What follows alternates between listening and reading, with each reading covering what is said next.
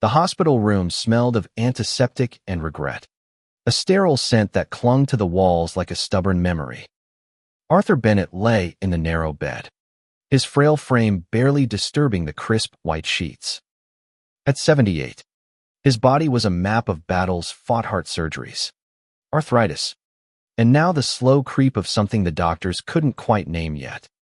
His hands, once strong enough to lift beams at the old construction yard, trembled as he reached for the water glass. The faint hum of machines was his only company, save for the occasional footsteps of nurses outside the door. His son, Michael, stood by the window, his broad shoulders tense, staring out at the city skyline as if it held answers. At 45, Michael had the look of a man who'd spent his life chasing stability, neatly pressed suit, polished shoes, and a furrowed brow that betrayed sleepless nights. He hadn't visited in weeks, and Arthur knew why. The bills were piling up, a mountain of numbers that seemed to grow with every test, every foredrip. Michael's voice, when he finally spoke, was sharp, edged with a frustration he couldn't hide. "Dad, this is getting out of hand," Michael said, turning from the window. His eyes were tired, but his words carried a bite. "Another round of tests. More specialists. Do you know what this is costing us? I'm drowning here, trying to keep the business afloat. And these bills," he trailed off, running a hand through his thinning hair. "We can't keep this up." Arthur's chest tightened, not from the illness, but from the weight of his son's words. He wanted to speak, to explain, but his throat felt dry, his voice a whisper lost in the hum of the room. Michael didn't know. How could he? Arthur had never told him not about the choices he'd made, the sacrifices, the secret that had defined his life for decades. He'd always meant to, but the years had slipped away, and now here they were, on opposite sides of a truth too heavy to lift. "I'm trying to keep you alive, Dad," Michael continued, his voice softening but still strained. "But it's like you're fighting me every step of the way. Why won't you just let them do what's necessary and stop dragging this out?" Arthur's eyes, pale blue and clouded with age, met his son's. He saw the boy Michael used to beta, one who'd run through the backyard, laughing, chasing fireflies while Arthur watched from the porch, a beer in hand, dreaming of a future where his son would never know want. That dream had cost Arthur everything, but he'd paid it gladly. Now, though, Michael's words cut deeper than any scalpel. Too high. Too much. As if Arthur's life was a ledger to be balanced. "I didn't ask for this," Arthur said finally, his voice raspy but firm. "I never wanted to be a burden." Michael sighed, crossing his arms. "You're not a burden, Dad. But we've got to be practical. I've got Lisa and the kids to think about. The business is barely holding on. I need you to understand." Arthur nodded slowly, his fingers tracing the edge of the blanket. He understood more than Michael could know. The hospital, this room, the machines keeping him tethered to life, they were all part of a story Michael had never been told.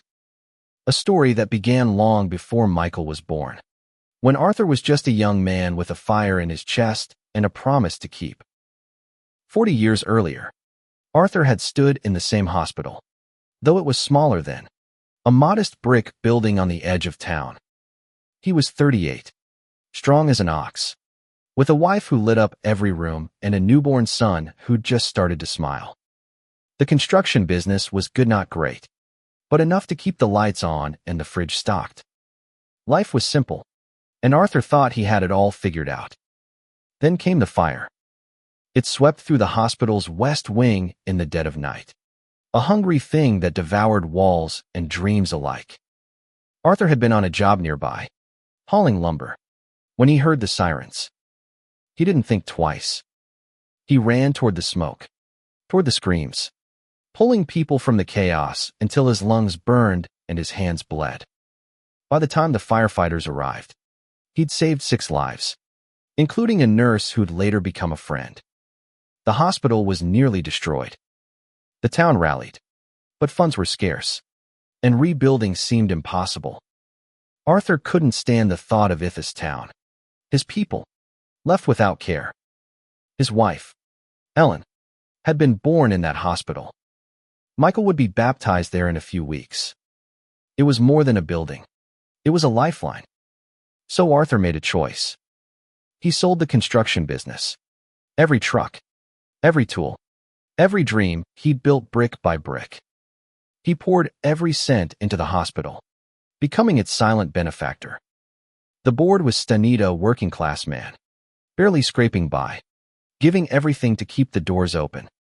They promised to keep his name out of it, at his request. He didn't want fame or gratitude. He just wanted the hospital to stand. Ellen had been furious at first. What about us? She demanded, tears in her eyes. What about Michael's future? But Arthur had held her close, whispering that this was for Michael, for everyone. She'd softened, eventually, and they'd made it work, piecing together a life on odd jobs and love. The hospital rose again, stronger, bigger, a beacon for the town. Arthur never spoke of it. Not to Ellen, not to Michael, not to anyone. It was his gift, his secret, his way of making the world a little better. Back in the present, Arthur's heart monitor beeped steadily, a rhythm that felt like a countdown. Michael had moved to the chair beside the bed, scrolling through his phone, likely checking the latest invoice. Arthur wanted to reach out, to bridge the gap, but the words felt too big, too heavy. How do you tell your son you gave everything so others could live? How do you explain that the hospital he cursed for its bills was standing because of you? I need to tell you something, Arthur said, his voice barely above a whisper. Michael looked up, his expression a mix of exhaustion and curiosity. Arthur took a deep breath, the air rattling in his chest. It's about this place. About why I'm here. Michael leaned forward, his brow furrowing. What do you mean? Arthur closed his eyes, the memories flooding back the fire, the screams, the weight of the check he'd written all those years ago. He wasn't sure if he had the strength to tell the story, but he knew he had to try. For Michael. For himself. For the truth that had been buried too long. It's a long story, Arthur said, a faint smile tugging at his lips. But you need to hear it. Arthur's voice trembled as he began, each word a step into a past he'd kept locked away. The hospital room seemed to fade, the beeping monitors and sterile walls giving way to the smoky haze of that night 40 years ago. Michael sat still, his phone forgotten in his lap, his eyes fixed on his father's weathered face. It was 1985, Arthur said, his gaze distant. This hospital was just a small place back then. One night, a fire broke out. I was working late, hauling lumber for a job down the street. I heard the sirens, saw the smoke. Didn't think, just ran toward it. He paused, his fingers tightening around the blanket. People were trapped. I got 6 of them out before the fire crews took over. A nurse, a janitor, a couple of patients. I didn't know their names, but I can still see their faces. Michael's expression softened, a flicker of pride breaking through his frustration. You never told me that, he said quietly. Arthur shrugged, a small, tired gesture. Wasn't about me. The hospital was gutted, though. They said it had closed for good, too much damage. No money to rebuild. Your mother and I, we just had you. You were barely a month old. This place delivered you. Michael. It was where your mom was born, where half the town got patched up or welcomed their kids. I couldn't let it die. Michael leaned forward, his elbows on his knees. What did you do? Arthur's eyes met his son's, steady despite the tremble in his hands. I sold the business. Every last piece of it, trucks, tools, contracts. Took every dollar we had and gave it to the hospital. They rebuilt because of it. New wings, new equipment, everything. I didn't want anyone to know it was me. Told the board to keep my name out of it. It wasn't about glory, it was about doing what was right. Michael's mouth opened, then closed, his mind clearly racing to process the weight of his father's words. You gave up everything. For this place. Arthur nodded. Your mother wasn't happy about it. She worried about you. About our future. But we made it work. Odd jobs. Long hours. We didn't have much. But we had enough. And the hospital, it's still here. Isn't it? It's saved thousands of lives since then. That's what mattered. The room fell silent, save for the steady beep of the heart monitor. Michael stared at the floor, his hands clasped tightly together. Arthur could see the conflict in his son's face, the frustration, the guilt, the dawning realization of what his father had sacrificed. He wanted to reach out, to tell Michael it was okay, that he'd never regretted it. But the words caught in his throat. Why didn't you tell me? Michael asked finally, his voice thick with emotion. All these years. You let me think. I thought you were just scraping by. That we were struggling because of bad luck or something. You never said a word. Arthur sighed, his chest heavy. I didn't want you to feel like you owed me. Or like you had to live up to something. I wanted you to have your own life. Michael. Not mine. Michael shook his head, a bitter laugh escaping him. My own life. Dad, I've spent years trying to keep everything together, paying for this. Worrying about that. And now you're telling me you're the reason this hospital even exists. Do you know how that makes me feel? Arthur's heart sank. He'd hoped the truth would bridge the gap between them. But Michael's words carried a new kind of pain. I didn't mean to hurt you, Arthur said softly. I thought it was the right thing to do. Michael stood, pacing the small room, his hands balled into fists.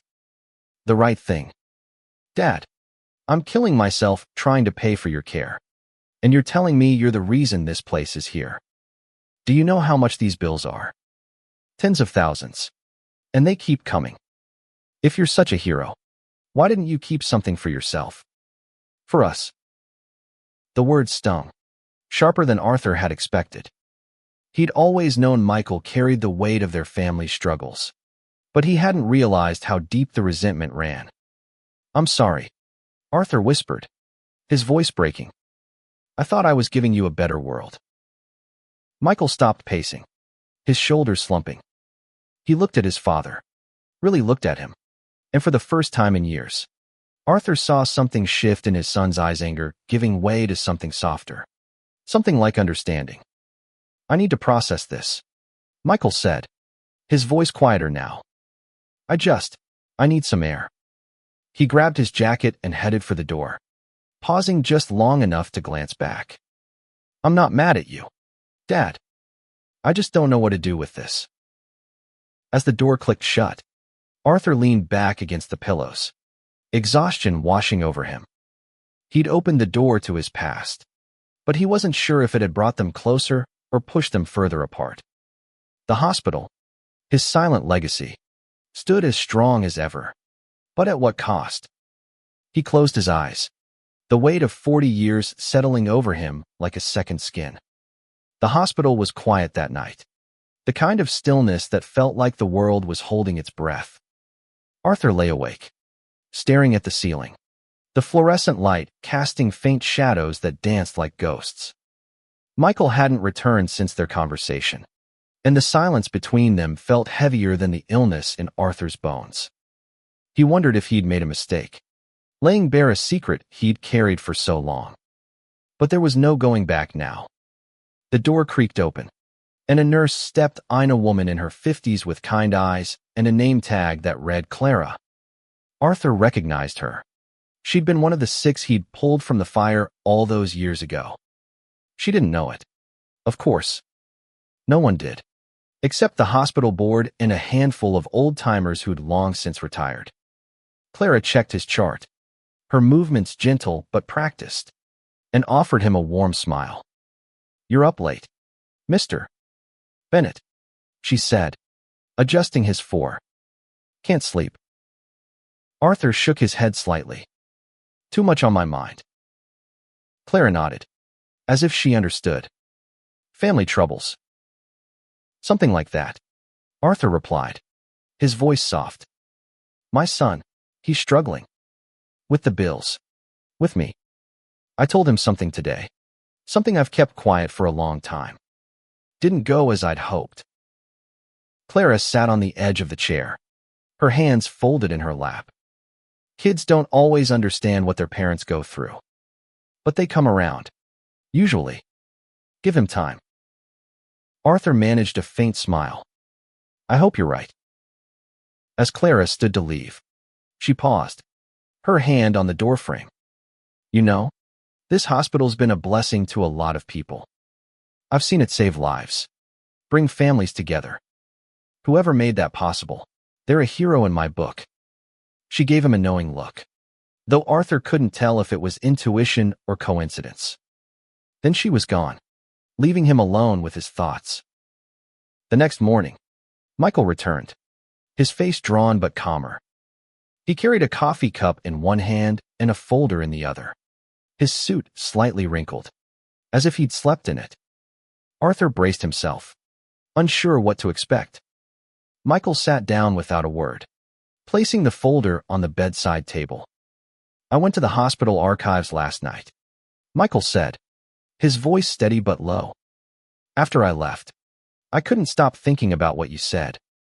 I had to know more. Arthur's heart skipped a beat. What did you find?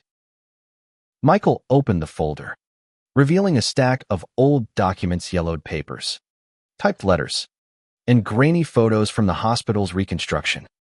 They keep records of everything. You know, donors, budgets, board meetings. Your name's in here, Dad. Not front and center, but it's there. A silent benefactor. They called you. Said you gave everything to rebuild this place after the fire. Arthur swallowed hard, his throat tight. I didn't want you to find out like that. Then why didn't you tell me? Michael's voice cracked, a mix of frustration and awe. All my life, I thought we were just poor, that you couldn't catch a break. And now I find out you gave it all away. For this. Arthur looked away, his eyes tracing the familiar lines of the room. I didn't do it for recognition, Michael. I did it because it was right. Because people needed this place. Because I wanted you to grow up in a world where folks could get help when they needed it.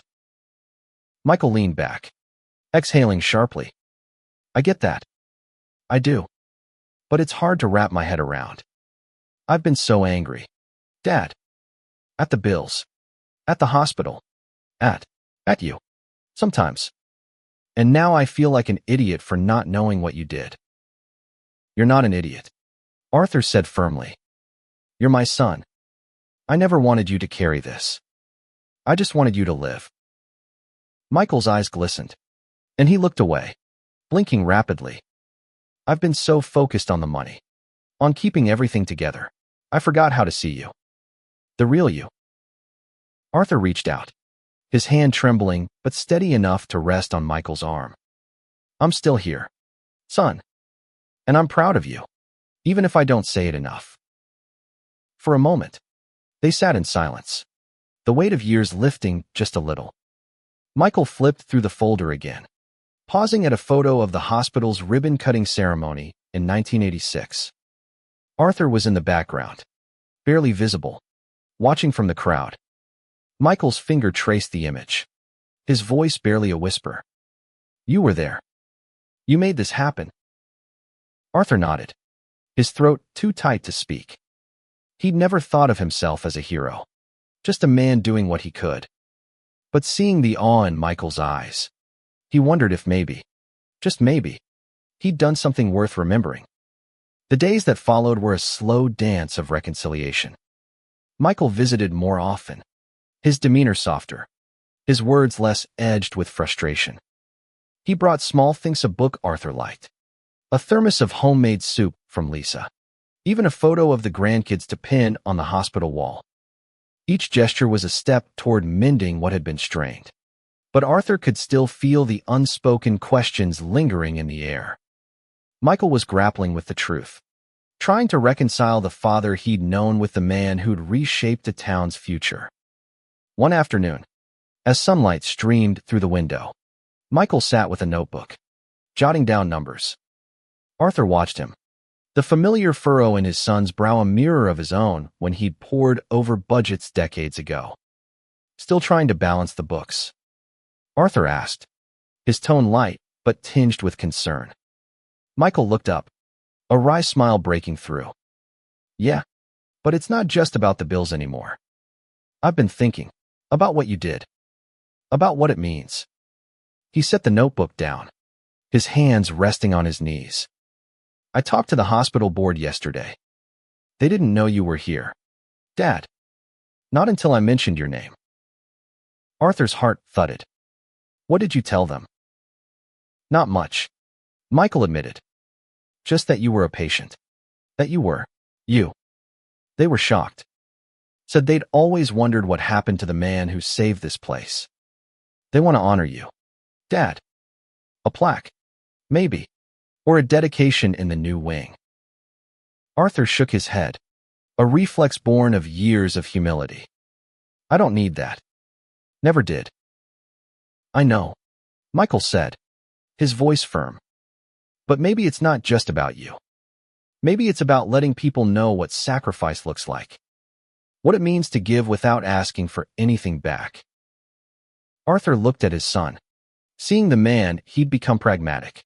Yes, but with a heart that was starting to understand. You think it'd make a difference? He asked quietly. Michael nodded. I think it'd remind people what's possible. You didn't just save the hospital, Dad. You gave this town hope. That's worth something. The words settled over Arthur like a warm blanket, easing the ache in his chest. For so long, he'd carried his secret alone, thinking it was enough to know he'd done right. But now, seeing the pride in Michael's eyes, he wondered if sharing the story might heal more than just their family. Later that week, Clara, the nurse, stopped by with a small package.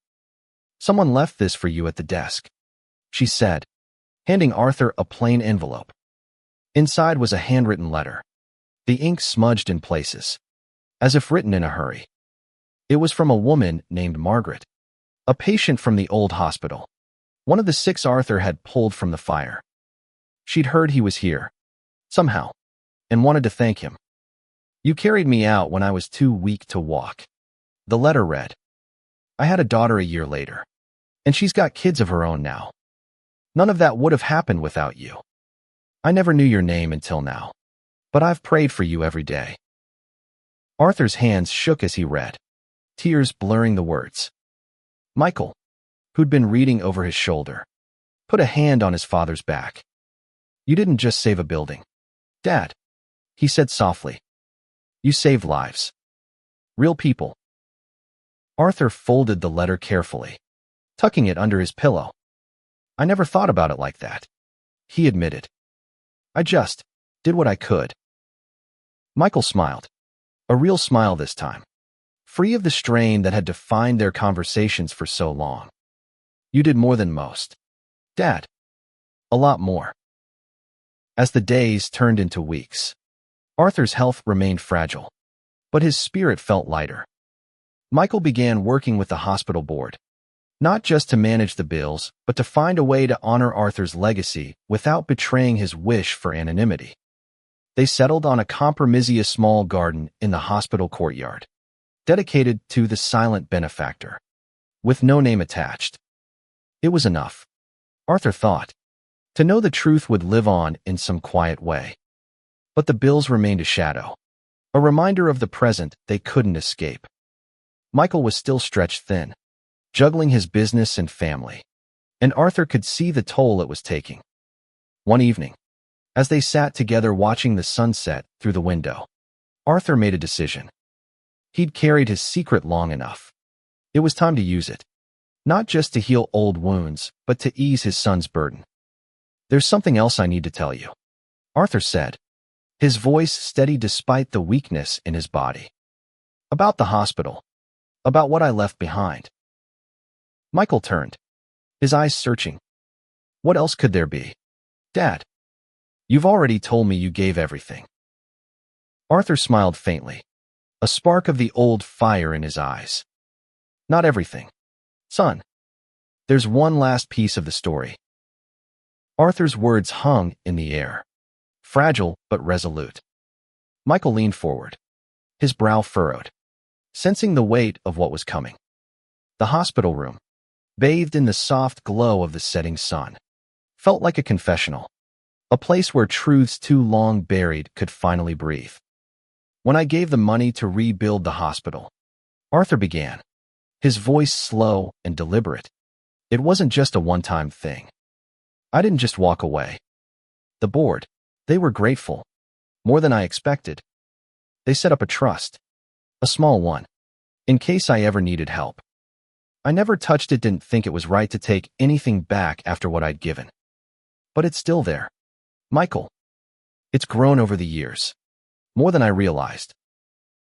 Michael's eyes widened, a mix of disbelief and hope flickering across his face.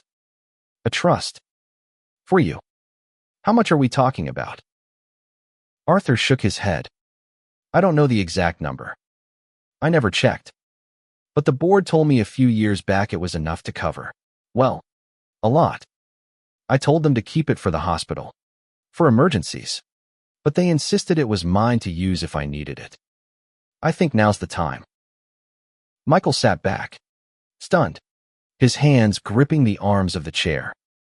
You're telling me there's money sitting somewhere, and you've been letting me drown in these bills. Why didn't you say something sooner? Arthur's gaze dropped to his hands, the veins like rivers under thin skin. Pride. Maybe. Stubbornness. I didn't want to be the man who gave just to take back. And I didn't want you to think I was hiding something from you. But seeing you struggle, knowing I could help, I can't let that go on. Michael ran a hand over his face, exhaling a shaky breath. Dad, I don't even know what to say. This changes everything. If there's a trust, we could cover your care. Maybe even. He paused, his voice softening. Maybe you could come home. Get treatment closer to us. The thought of home off the small house where he'd raised Michael, where Ellen's laughter still echoed in the walls, brought a lump to Arthur's throat. I'd like that, he said quietly. But it's not just about me. That money, use it for the kids. For Lisa. For whatever you need. I've done my part. Michael shook his head, a small smile breaking through. You've done more than your part. Dad, you've done enough for a lifetime.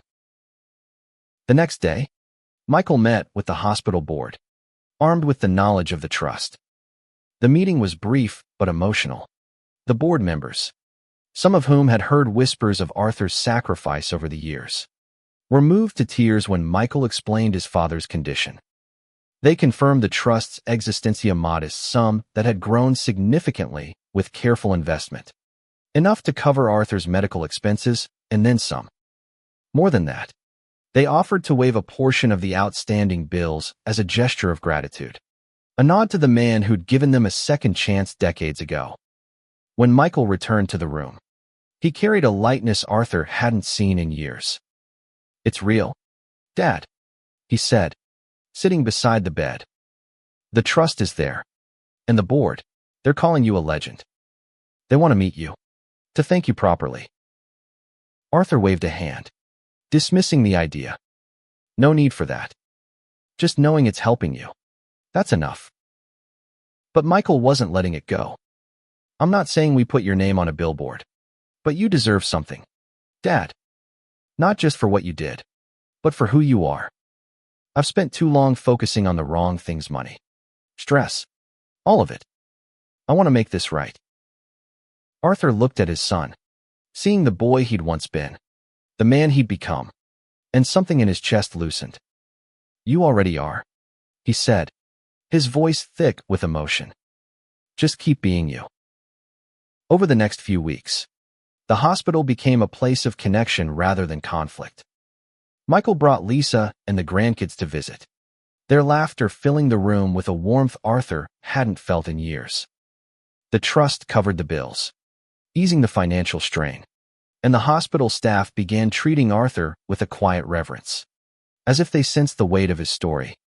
Clara, the nurse, brought him homemade cookies one day, a silent thank you for a life she didn't know she owed him. But Arthur's health was still a fragile thing, a candle flickering in the wind. The doctors were cautiously optimistic, but the years had taken their toll, and Arthur knew his time was limited. He didn't fear it, though. He'd lived a life of purpose, and now, with Michael by his side, he felt a peace he hadn't known in decades. One evening, as they sat together, Michael pulled out a small notebook. "I've been writing it down," he said, his voice hesitant. "Your story. Not just the hospital, but everything, Mom. The fire. The way you kept going. I want the kids to know. Dad. I want them to understand who you are." Arthur's eyes misted over, and he reached for Michael's hand. "Just make sure they know I love them. That's all that matters."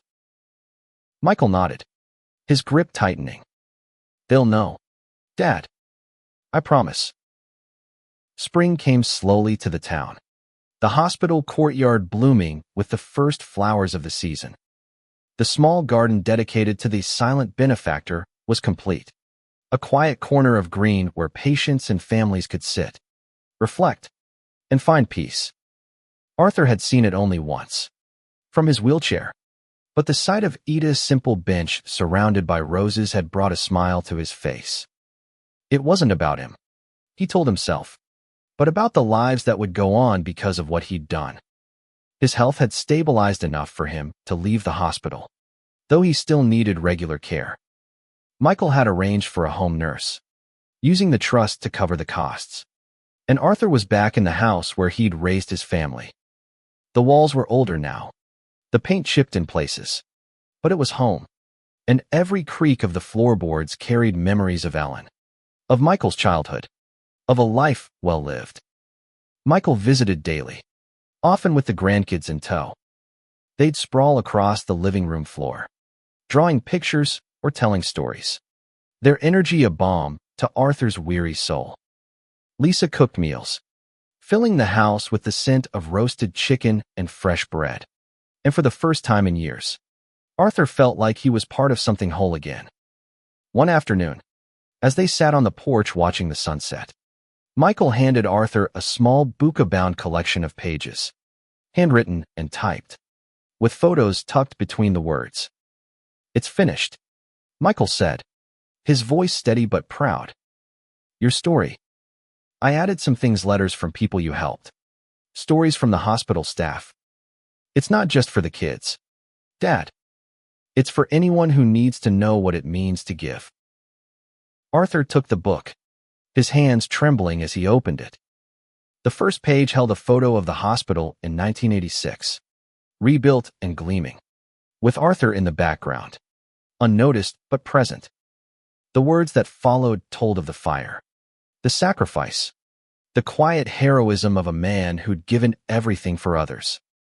There were notes from Margaret, the woman he'd saved, and from Clara, who'd pieced together the truth.